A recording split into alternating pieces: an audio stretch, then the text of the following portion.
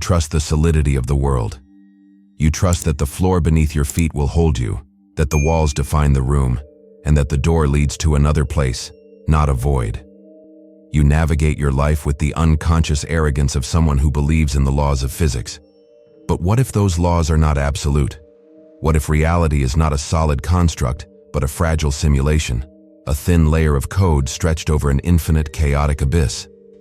The internet has birthed a modern myth, a digital ghost story that taps into our deepest, most primal fear of displacement: the backrooms. It begins with a simple glitch.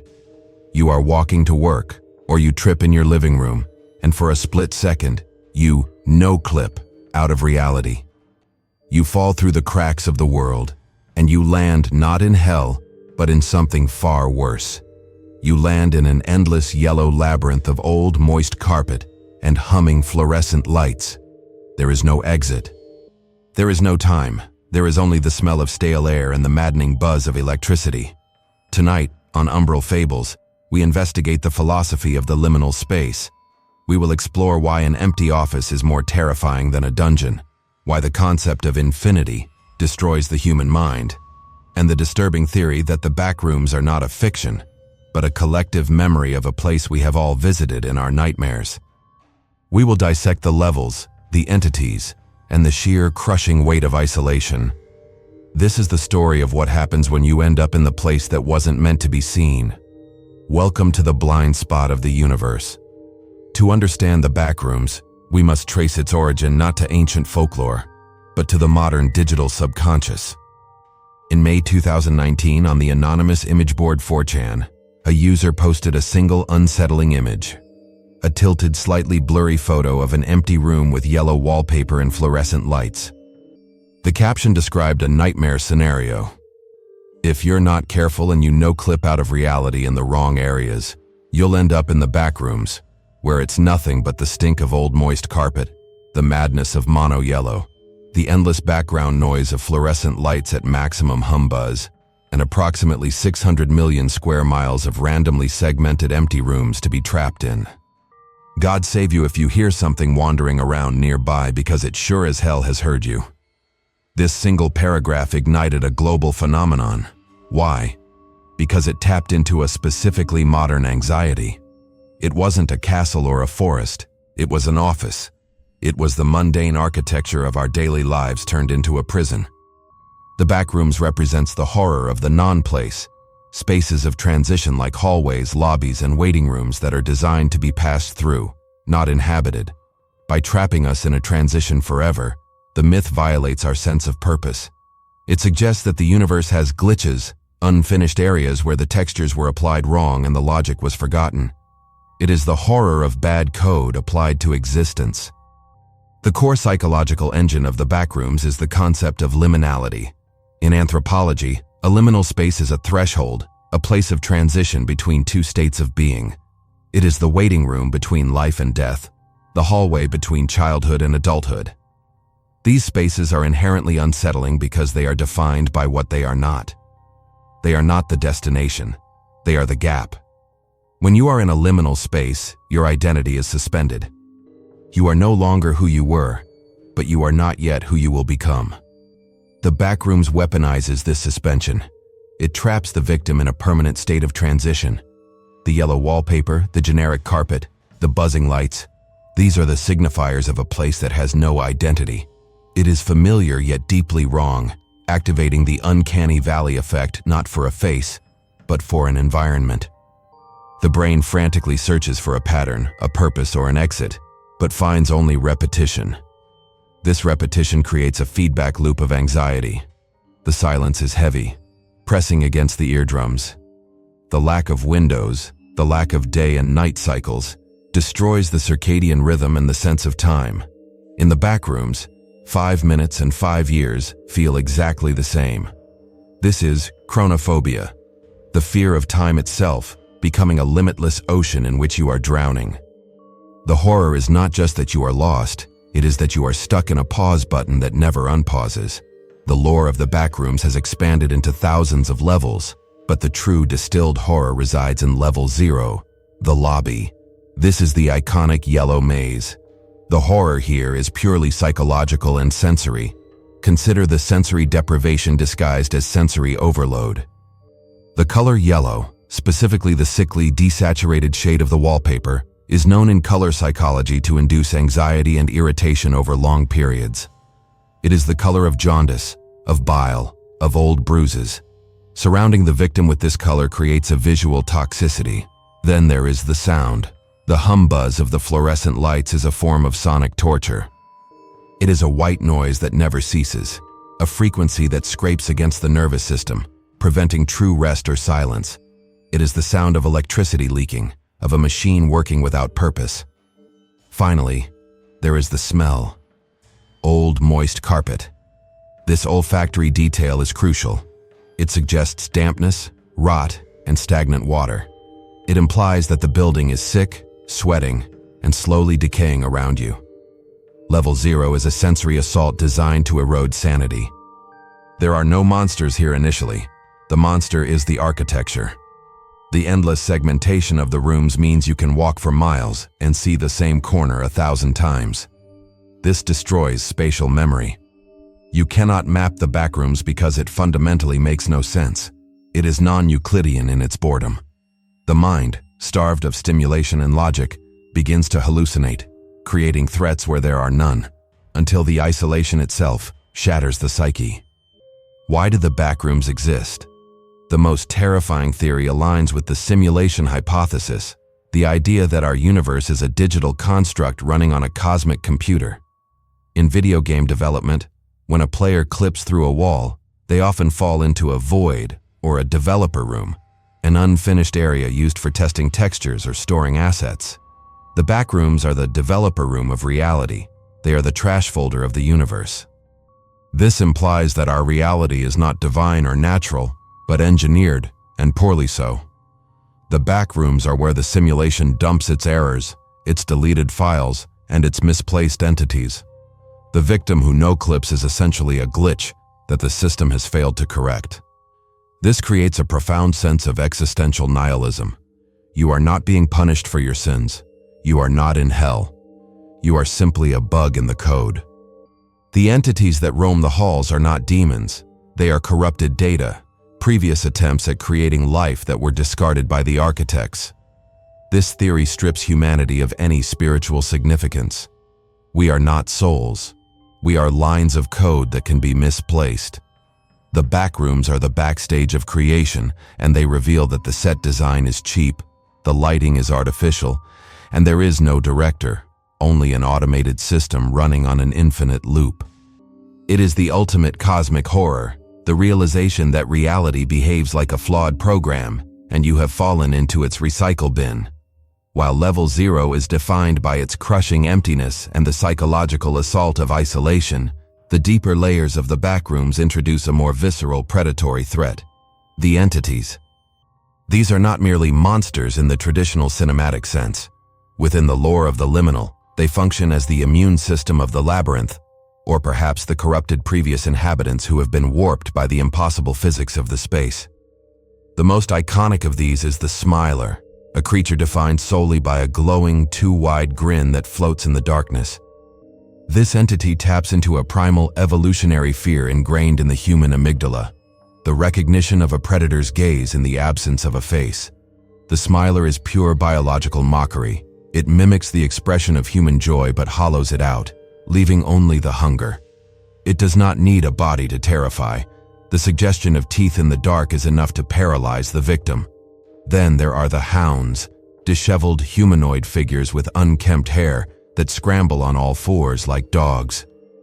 These represent the degradation of humanity, the ultimate fate of those who spend too long in the yellow halls. They have lost their upright posture, their language, and their reason, devolving into pure instinct. They are a mirror held up to the wanderer, a warning of what happens when the mind finally snaps under the pressure of the buzz. The existence of these entities transforms the backrooms from a passive prison into an active ecosystem of terror. It implies that the glitch in reality is not sterile, it is infected. The entities are not intruders, they are the native fauna of the void. This realization shifts the genre of the experience from psychological horror to survival horror. The victim is no longer just fighting insanity. They are fighting for their physical integrity in a food chain where they are the bottom link. The partygoers, entities that lure victims with balloons and promises of fun, represent the corruption of innocence, a dark echo of the IT archetype, turning the symbols of childhood joy into traps. The ecology of the Backrooms is nonsensical and hostile, a chaotic mix of biological errors that should not exist. Every shadow potentially hides a creature that defies taxonomy. This constant state of hypervigilance exhausts the survivor. You cannot sleep because the lights never turn off, and you cannot rest because the silence might be broken by the skittering of a hound. The sheer variety of these threats suggests that the Backrooms act as a cosmic drain, collecting the nightmares of 1,000 different realities and concentrating them in one infinite yellow box. The horror is not just being eaten, it is being digested by a place that hates you. The initial concept of the Backrooms was a single, infinite yellow lobby, but the collective internet consciousness expanded the mythos into a terrifying vertical hierarchy of levels. This expansion is crucial because it transforms the Backrooms from a static location into a Dantean journey through varying circles of hell. Level 1, often called the habitable zone, mimics a dark, concrete warehouse with puddles of water and dim lighting. It offers a false sense of progression. The wanderer thinks they have escaped the yellow madness, only to find themselves in a grittier industrial nightmare where the supplies are scarce and the lights flicker ominously. This shift in texture, from office carpet to cold concrete, signals a descent into a more physical, brutal reality. It is the infrastructure of the void, the utility tunnels of the simulation. Then there is Level 2, Pipe Dreams, a claustrophobic maze of steam pipes and extreme heat. Here, the environment actively tries to kill you with temperature and pressure. The progression of levels suggests a malicious intelligence behind the design. It is not random. It is curated to test the limits of human endurance. Perhaps the most psychologically devastating is Level 4, the abandoned office. It looks like a modern, empty office building, devoid of entities but completely silent. It offers windows, but they look out into a white void or static. It offers water coolers, but the water tastes like almond water, a recurring motif of sustenance and madness. This level weaponizes safety. It looks safe. It feels safe, but the lack of life is palpable. It is the horror of the Mary Celeste applied to architecture. The wanderer begins to wish for a monster just to have some interaction, some proof of life. The levels go on forever. Level 37, the pool rooms. Level, run for your life, each one tapping into a specific sub-phobia. The pool rooms, with their pristine white tiles and impossibly still chlorinated water, evoke a dreamlike sterile dread, the fear of drowning in a beautiful place. The expansion of the levels turns the Backrooms into a multiverse of bad endings. It suggests that there is no bottom to the rabbit hole. No matter how far you go, no matter how many levels you survive, you are still trapped in the system. The concept of infinity becomes a physical weight. To know that there are thousands of levels and you are struggling to survive just one is a crushing realization that destroys hope. It is the ultimate gamification of suffering, a labyrinth with no minotaur to kill and no thread to follow home. Among the expanded lore, the pool rooms often associated with Level 37 stand out as a masterpiece of aesthetic horror. Visually, they are stunning. Endless, interconnected rooms tiled in pristine white ceramic, filled with shallow, lukewarm water that smells faintly of chlorine. The lighting is soft, diffuse, and seemingly natural, though there is no sun. At first glance, it appears peaceful, a spa-like sanctuary away from the yellow madness of Level 0. But this peace is a trap. The horror of the pool rooms is the horror of stagnation and sterility. The water is perfectly still, undisturbed by any current or life. It is dead water. The silence here is different. It is dampened, wet, and heavy. The sound of your own splashing footsteps echoes endlessly, announcing your presence to nothing. The pool rooms tap into the canopsia, The eerie, forlorn atmosphere of a place that is usually bustling with people, but is now abandoned and quiet. A swimming pool is designed for crowds, for noise, for play. To see it infinite, empty, and silent violates its purpose. It feels like a memory of a place rather than a real place. The water, while clear, hides the unknown. What lies beneath the surface in the deeper pools? The architecture often defies logic. Stairs that lead into deep water, tunnels that are completely submerged, slides that drop into darkness. It forces the wanderer to navigate a wet, slippery maze where the threat of drowning is constant, not from a storm, but from exhaustion. The humidity makes it hard to breathe. The skin prunes and softens. The environment slowly dissolves you. The beauty of the pool rooms is deceptive. It is the beauty of a mausoleum. It represents the allure of giving up, of simply floating in the warm water until you starve. It is a siren song of architectural perfection, inviting you to become one with the stillness. The entities here are rare, which makes the paranoia worse. You are waiting for a shark in a swimming pool, a primal, irrational fear that the environment amplifies to a screaming pitch. The pool rooms prove that a bright, clean, white space can be just as terrifying as a dark dungeon if it is stripped of humanity and purpose. In the lore of the Backrooms, survival hinges on a peculiar item, almond water.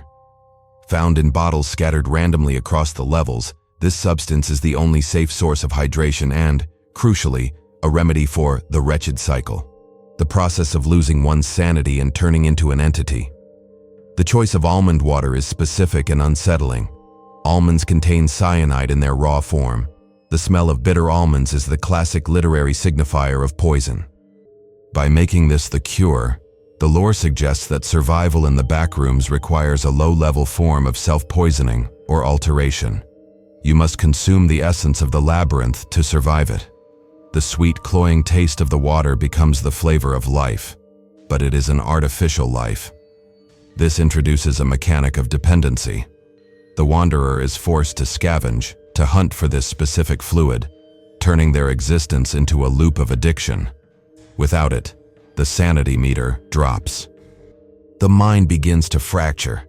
Hallucinations set in. The wanderer starts to hear voices in the hum of the lights. The transformation into a wretched or an insanity, a type of entity, is the ultimate failure. It means the environment has rewritten your biology. You become part of the furniture. The almond water is a temporary stave against this corruption, but it is not a cure. It merely delays the inevitable. The concept of sanity as a consumable resource, something you can run out of like batteries, is a terrifying metaphor for mental health.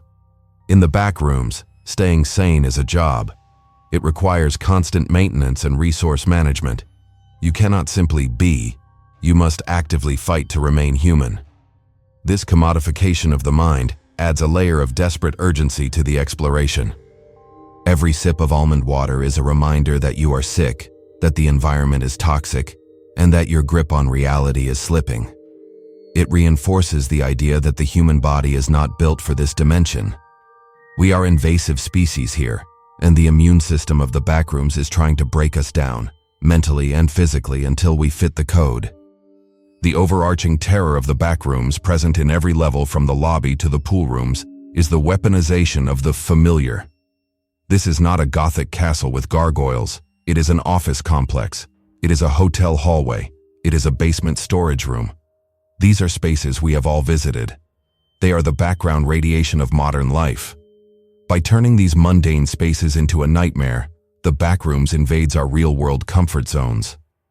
When you turn off the video and look at your own hallway, or walk into an empty office at night, the fear lingers. You wonder if the geometry is stable. You wonder if the door you just opened leads to the same room you just left. This is the architectural uncanny valley. Just as a robot that looks almost human is terrifying, a room that looks almost real but is slightly off creates a deep, visceral revulsion. The yellow wallpaper is too yellow. The lights are too loud. The layout makes no sense. It mimics human design, but lacks human logic. It looks like an alien intelligence tried to build a human habitat based on a low-resolution photograph. This wrongness signals to our primal instincts that we are in a trap. The Backrooms destroys the sanctuary of the indoors. For millennia, humans built walls and roofs to keep the monsters out. In the Backrooms, the walls and roofs are the monster. There is no outside. The concept of out has been deleted from the code. This claustrophobia is absolute. You are buried alive in a coffin the size of a planet, and the coffin is decorated with beige carpet. This subversion of domestic and corporate architecture is a critique of our modern sterile environments. It suggests that the places we live and work in are already soul-crushing, already liminal, already driving us mad. The Backrooms just removes the people and the windows to reveal the true, hollow nature of the spaces we inhabit. It is a mirror reflecting the emptiness of our built world, showing us that without us, our cities are just infinite, buzzing mazes waiting to rot. One of the most disturbing philosophical implications of the Backrooms lore is the ambiguous nature of death itself. In the real world, death is the final exit, the cessation of consciousness, or the transition to an afterlife. In the Backrooms, death is often described not as an escape, but as a glitch or a reset. Some theories within the community suggest that you cannot truly die in the Backrooms. You simply respawn at the beginning of level 0, with your memories intact but your sanity degraded. This turns the concept of mortality on its head. Death ceases to be a release and becomes a cycle of eternal recurrence. Imagine the sheer crushing exhaustion of slowly wasting away, feeling your body shut down, only to wake up again on that damp yellow carpet, forced to start the endless walk all over again. This is the closest thing to hell. Repetition without resolution. Other interpretations suggest that when you die, your body remains, but your consciousness becomes part of the architecture, a ghost in the machine, forever watching other wanderers from the buzzing lights.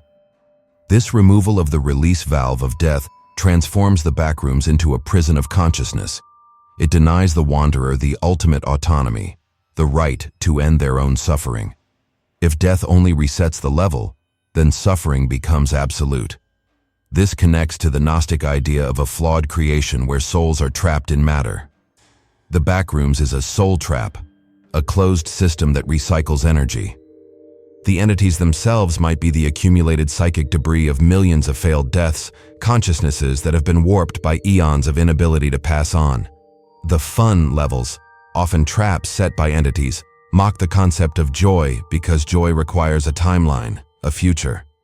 In a place where time is looped and death is broken, joy is mechanically impossible. The horror here is theological. It suggests that the soul is not immortal in a divine sense, but immortal in a bureaucratic sense, a file that cannot be deleted, only corrupted.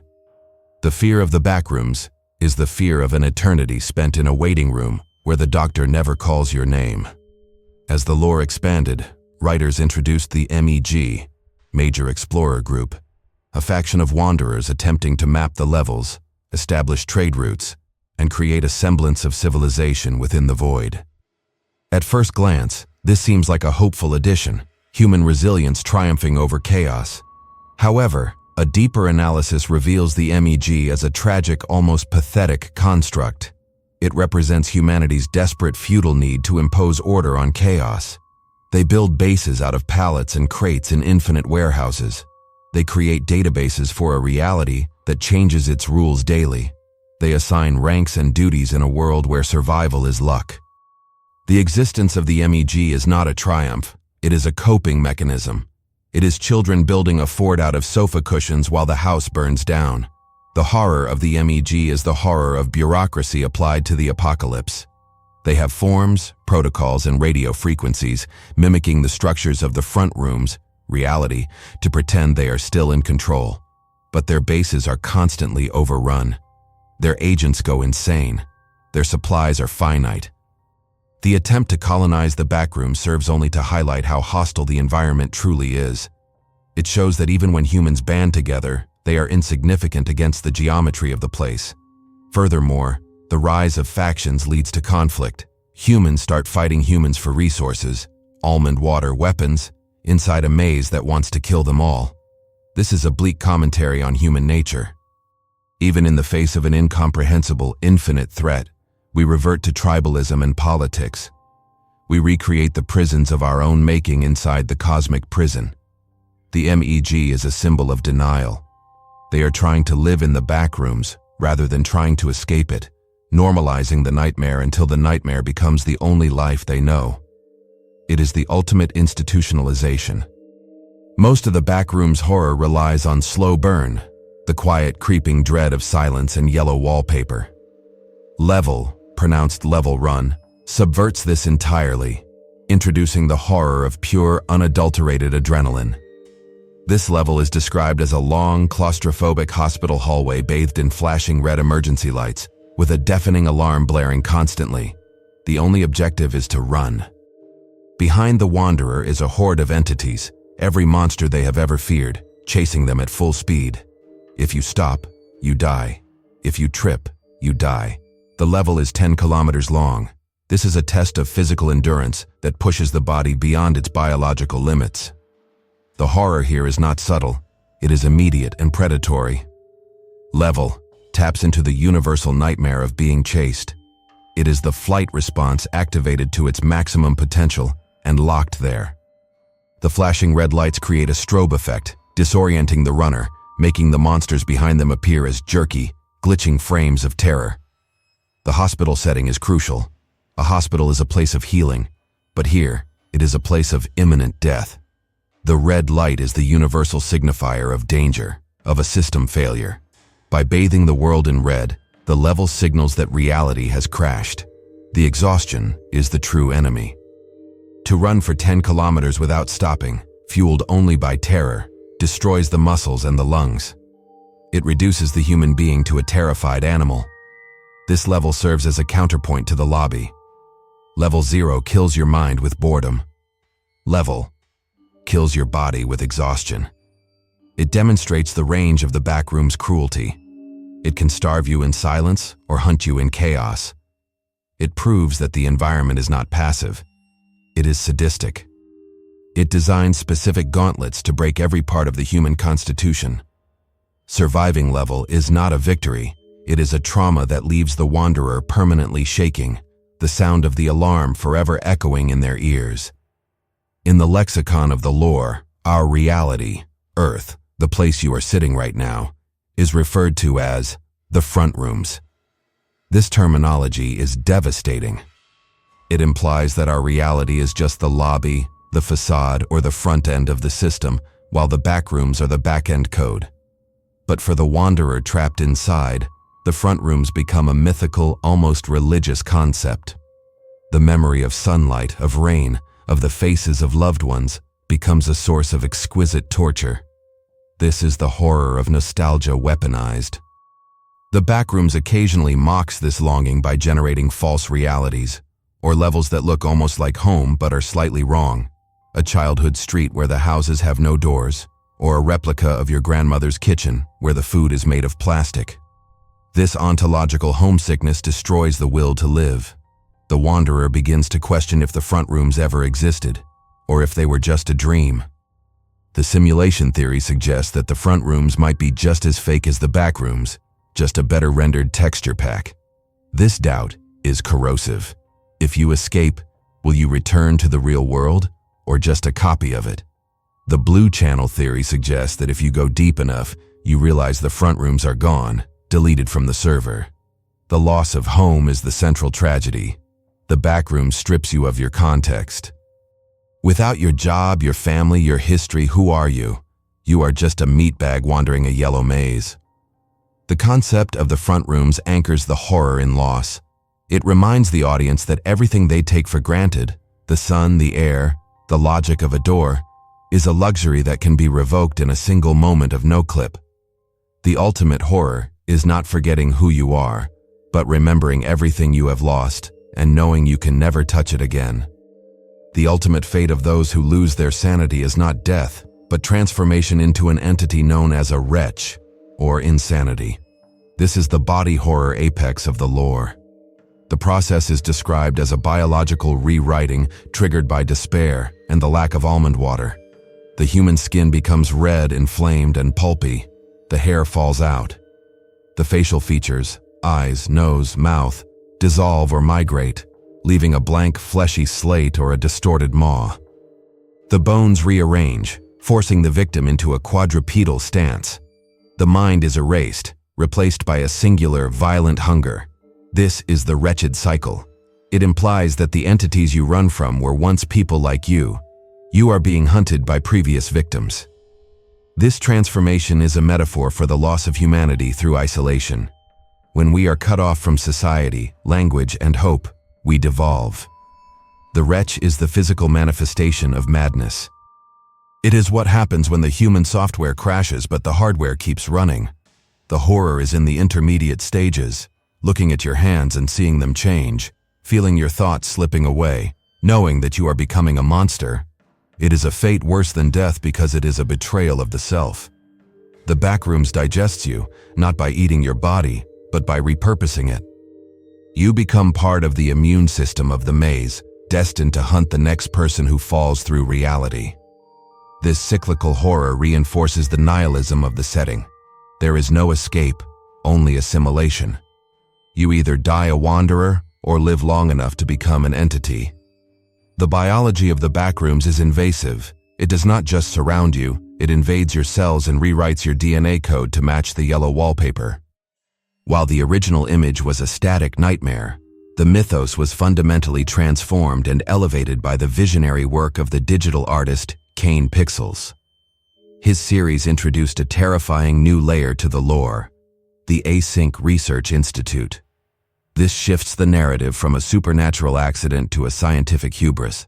In this version of the truth, the Backrooms were not just found, they were opened. Async represents the mid-century corporate ambition, the bureaucratic drive to conquer not just space, but the fabric of reality itself.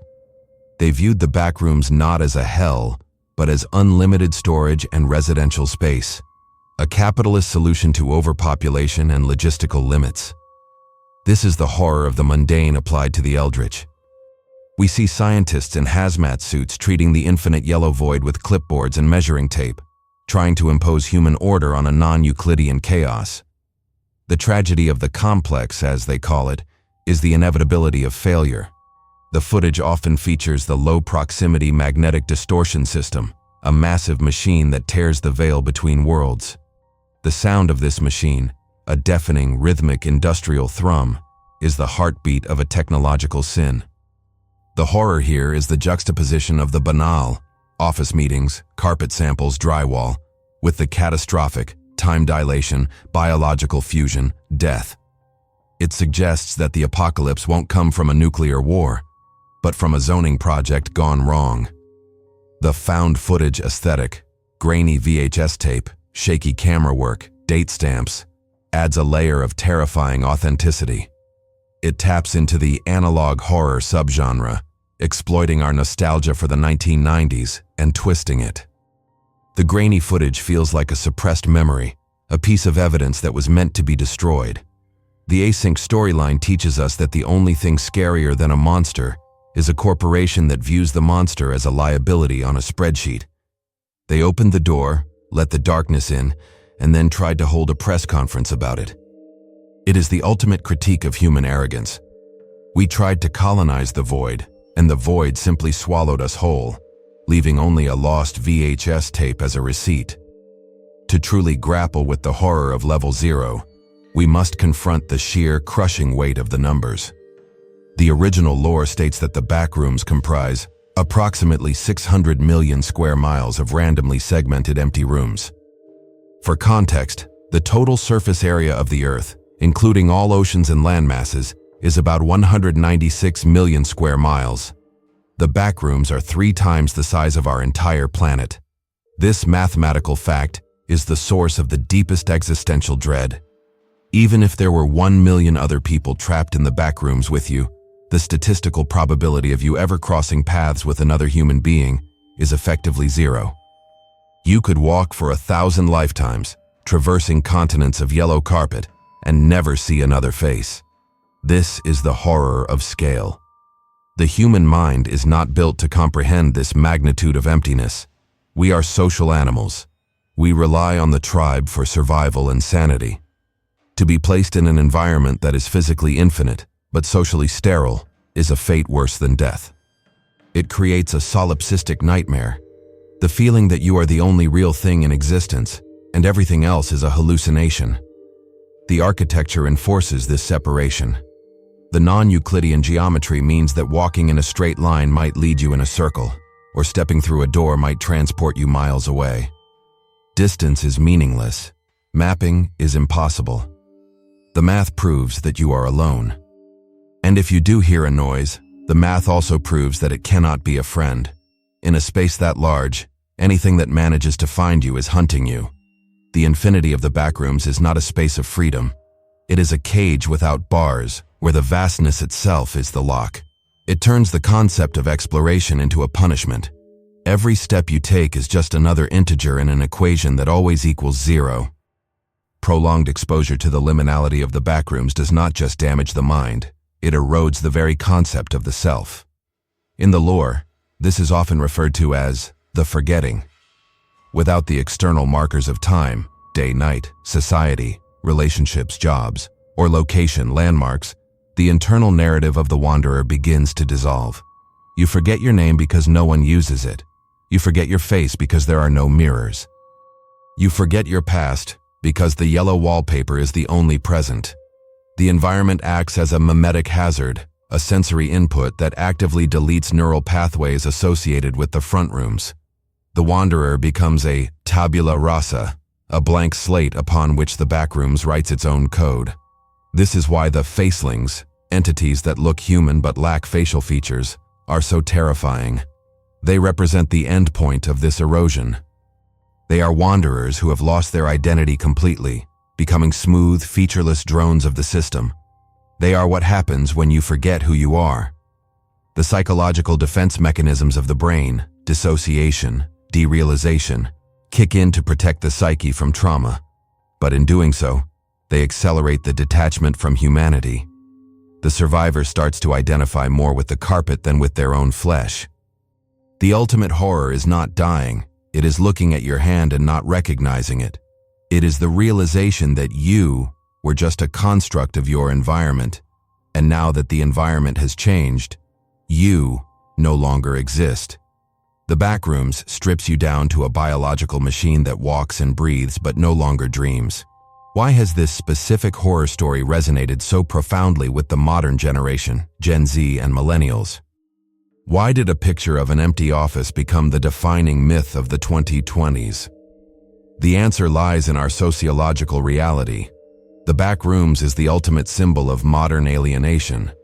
We live in a world of cubicles, open-plan offices, endless fluorescent hallways, and digital isolation. We spend our lives in non-places, airports, supermarkets, online lobbies. The Backrooms takes this reality and exaggerates it. It validates the subconscious feeling that our modern world is artificial, hollow, and indifferent to our happiness. It is also a reflection of the dead mall phenomenon and the decay of the American dream. The empty commercial spaces that define the Backrooms look like the ruins of late-stage capitalism, structures built for commerce and activity that are now abandoned, rotting, and useless. It evokes a specific emotion called anemoia, nostalgia for a time you never knew, or a place that never existed. We feel a strange comfort in the Backrooms because it looks like the background of our childhoods, but stripped of the people. It is anti-nostalgia. It turns our memories of safety, schools, offices, homes, into threats. The popularity of this myth proves that we are collectively suffering from a sense of entrapment. We feel like we have no-clipped out of the timeline where things were going well and landed in a reality that is broken, glitchy, and hostile. The Backrooms is not just a story, it is a mood board for the 21st century mental health crisis. It gives a visual form to the feeling of burnout, dissociation, and the creeping suspicion that the world is not real. The final verdict on the Backrooms is that it is the most significant cosmic horror of the digital age. It replaces the tentacled gods of Lovecraft with the buzzing lights of The Office. It replaces the fear of the ocean with the fear of the indoors. It suggests that reality is not a divine creation, but a sloppy computer program filled with garbage data and unfinished levels. It denies us the dignity of a meaningful death, offering instead an eternity of wandering in a damp yellow purgatory. The entities are not demons, they are bugs in the code. We are not heroes, we are glitches. This is a horror that doesn't need jump scares, because the implication is enough. You are small, you are lost, and the system does not care if you scream. The next time you hear a light buzzing, or see a door that shouldn't be there, or feel that strange sensation of falling when you are almost asleep, ask yourself, are you still in the front rooms? Or have you already clipped through? If this deep dive into the infinite madness of the liminal spaces resonated with you, consider subscribing to Umbral Fables. We are mapping the darkest corners of folklore, from the ancient forests to the digital voids. Leave a comment below. What level of the Backrooms terrifies you the most? Do you believe our reality is a simulation? Your theories help us decode the glitch.